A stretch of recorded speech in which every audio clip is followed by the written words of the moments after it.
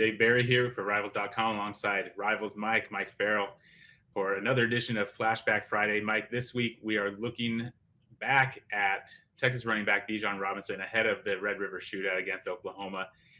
When we look back at Bijan, Mike, he was a five-star prospect out of Arizona. We saw him a few times at Rivals camps and other events.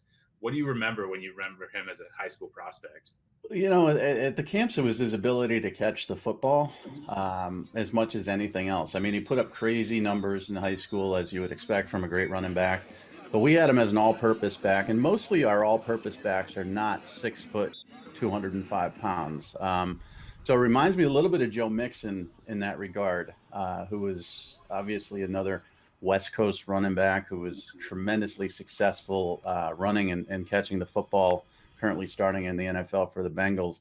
That's kind of what stood out. He's got 10 catches this year. He had 15 last year. They don't use him in the passing game as much as I would expect, but 652 yards rushing, 7 TDs. He's now in the Heisman discussion.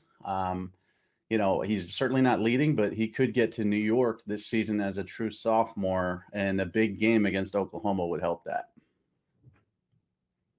Yeah, I remember. I don't quite remember in that class of 2020 how many five-star running backs we had, but he was pretty clear with his size and his speed that he was a for sure five-star. So, well, the big debate was, Zach Evans, Bijan Robinson.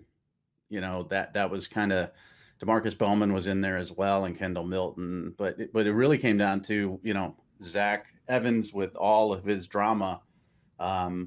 Committing to Georgia, signing with Georgia, having the letter ripped up, committing to like 15 different schools, and he's doing very well at TCU. And then Bijan was supposed to commit to Ohio State, supposed to be a lock, and then chose Texas, prior to Sark arriving there. So that was the big debate that we had, and a lot of people were like, "You're crazy, having Zach Evans ahead of him," and right now it looks like we are crazy, but not too far off. He was number 18 in the country, number 1 all-purpose back. If he ends up being a first rounder, I think we're going to be pretty happy with that ranking.